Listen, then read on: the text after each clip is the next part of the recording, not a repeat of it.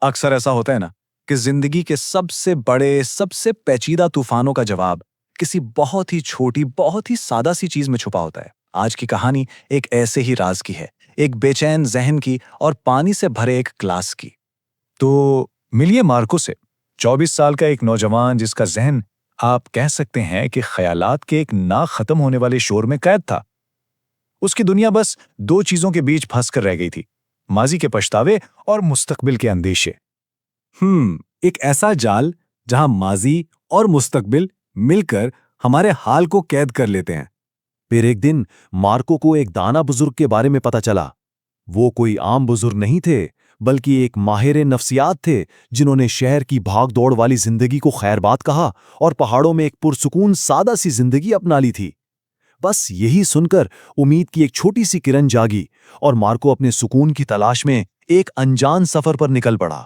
کئی دنوں کے لمبے اور تھکا دینے والے سفر کے بعد آخرکار مارکو اس بزرگ تک پہنچ ہی گیا۔ اس نے کوئی لمبی چوڑی بات نہیں کی، کوئی تمہید نہیں باندھی، سیدھا سیدھا بس ایک ہی بات کہی کہ میرے ذہن کے اس طوفان کو خاموش کرنے میں میری مدد کریں۔ اس دانا شخص نے کوئی نصیحت نہیں کی، کوئی جواب تک نہیں دیا۔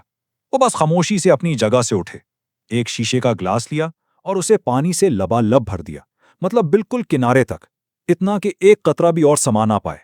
اور پھر وہ گلاس مارکو کو تھماتے ہوئے کہا، یہاں سے گاؤں کے آخری سرے تک جاؤ اور پھر واپس آؤ، لیکن ایک بات یاد رکھنا، پانی کا ایک قطرہ بھی نیچے نہیں گرنا چاہیے۔ ہدایت تو بالکل صاف تھی، لیکن اس کا مقصد وہ ایک معمہ تھا۔ عجیب باتیں ہیں نا، ایک طرف سکون کی تلاش اور دوسری طرف ہاتھ میں پانی سے بھرا گلاس۔ آخر اس بظاہر سادہ سی آزمائش کا اصل مقصد کیا ہو سکتا تھا؟ تو مارکو نے چلنا شروع کر دیا۔ اب گاؤں کی گلیاں وہ تنگ بھی تھیں اور شور سے بھری ہوئی بھی۔ کہیں لوگ بھاگ دوڑ رہے تھے، کہیں دکاندار گاہکوں کو آوازیں لگا رہے تھے، بچوں کا شور الگ تھا، کتوں کے بھونکنے کی آوازیں، مطلب ہر طرف دھیان بھٹکانے کا پورا سامان موجود تھا۔ لیکن مارکو، اس کی تو جیسے دنیا ہی اس ایک گلاس میں سمٹ کر رہ گئی تھی۔ باہر جو بھی طوفان تھا اس سے اسے کوئی فرق نہیں پڑ رہا تھا۔ اس کی ساری توجہ پانی کی اس ساکن سطح پر جمی ہوئی تھی۔ وہ ایک ایک قدم پھونک پھونک کر رکھ رہا تھا اور اس کا ذہن ارد گرد کے شور سے بالکل بے خبر ہو چکا تھا۔ اور پھر جب مارکو واپس لوٹا تو گلاس سے ایک قطرہ بھی نہیں چھلکا تھا۔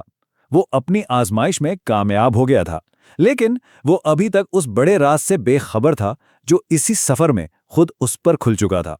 بزرگ نے ایک پرسکون مسکراہٹ کے ساتھ مارکو کی طرف دیکھا اور بس دو بہت ہی سادہ سے سوال پوچھے۔ انہوں نے پوچھا، راستے میں کیا تم نے کھیلتے ہوئے بچوں کو دیکھا؟ کیا تم نے کتوں کے بھونکنے کی آواز سنی؟ مارکو نے تھوڑی حیرانی سے جواب دیا، نہیں، میں نے تو کچھ بھی نہیں دیکھا، کچھ بھی نہیں سنا، میری تو ساری توجہ بس اس گلاس پر تھی۔